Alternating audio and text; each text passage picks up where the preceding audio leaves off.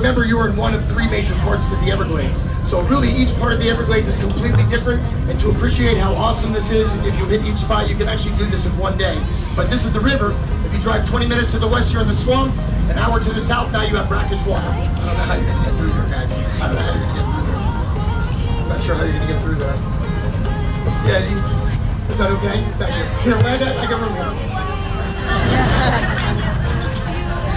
Anyway, I appreciate everybody's cooperation with us. As you can see, it's a little chaotic. But anyway, nonetheless, now, the river, the swamp, and brackish water, 120 miles long, 60 to 80 miles wide. The river you're in right now is actually naturally flowing, the slowest in the world. Half a mile, 24 hours. Keep in mind, humans control this flow. They have been for many years. They control it for millions and live here because we rely on the Everglades for our water. So basically, water quality is very important, but also water quantity in the wetlands. Wetland river should not be deeper than this. So if it gets too deep, it affects a lot of the wildlife and whatnot out here. And humans control Mother Nature. Mother Nature tends to laugh at humans. We've had a bad couple of years, that's for sure. When you drive an hour to the south, the river ends. Freshwater meets the saltwater, Florida Bay. 20 minutes to the west, Big Cypress. Diversity. Oak hammock, rock pineland, open prairie, Florida panther, black bear, river otter, over 70 species of snake. When I was a kid, my favorite animal was certainly not my mother's favorite animal, that's for sure. So this little guy right here, and by the way, if you don't like snakes, 70 species in Florida, you're certainly in the wrong state, right?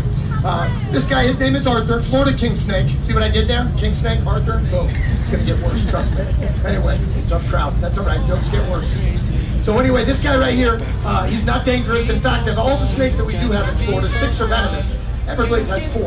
2 rattlesnakes, water moccasin, coral snake. King snake, not venomous, doesn't even get that big, 4 or 5 feet. He is a constrictor, pound for pound, for his size, he is the strongest constrictor in the world.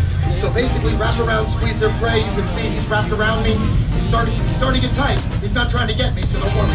You won't worry at all. Worry about his face up. And just wants to eat something. It's not like they're going to wrap around you, look you in the face to instill fear and chomp down on you. Like any predator after its prey, it's trying to hold it. So it will bite its food to hold it, and then immediately wrap around and squeeze it. If you go to a zoo, they give you a big snake for a picture, and he gets tight on your neck, and he wraps around your leg, you start to freak out a little bit. Don't worry, just giving you a hug. He loves your warm body, right? If he bites you and wraps around you, you're certainly in trouble at that point, right? They're opportunistic, but let me tell you, the alligator's territorial, so if he holds his food, bigger alligator's on his way to steal it. Rock grabs a big animal, all of them benefit from it. Each species works completely different. The reason why alligators are so dangerous is because we're everywhere. We make them dangerous. If you live in Florida, you probably have a lake in your backyard. Alligator's your neighbor, then your neighbor, then your neighbor. All the lakes are connected here.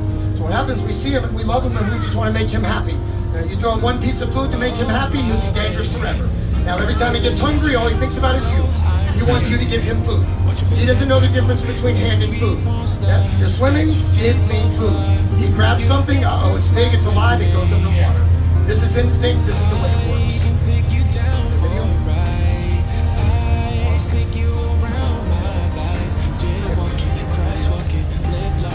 Recording, okay? It's gonna take about 3 days, but you can watch the whole digestion breakdown. Here we go. Cold-blooded reptile, digest food, gotta lay in the sun. So, you got these little bones that go down the back, these are built-in solar panel. Each bone is porous with a blood vessel, so really lay in the sun and absorb the heat. Warm that body up, trying to get warm enough to digest. In order to digest the food, they gotta be warm, 30 degrees Celsius. Look at the big floppy tummy. 30 degrees Celsius, 86 degrees gets the blood flowing. They get warm like us, now they're happy. They get too warm, now they gotta be able to regulate that body temperature. They just have to do it manually. Lay in the sun to warm up. Now, watch what happens when I approach her. So, this is a clear warning, right? But if you're driving down the road and you saw that same thing, alligator's in the sun and his bottom is kind of drooping down a little bit, he's actually releasing heat from his body. That's how he cools off. We sweat, dogs pant, thermal regulation. They just gather heat till they get where they want to be. Then they open their mouth and they can maintain that body temperature. They're pretty advanced for being so primitive. Notice in my experience, getting near small alligators like this generally want nothing to do with you. Clearly everything has a different personality.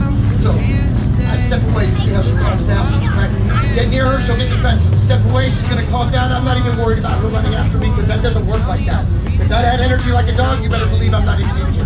Now, energy is limited because they hunt from the water, they do it by ambush. And when they do it, they're so explosive with it. A cheetah runs 70 miles an hour, not everywhere they go. It's limited. If a cheetah can run 70 miles an hour, they can only do it for 1 minute. And then they can't do it again for 4 hours. They'll overheat.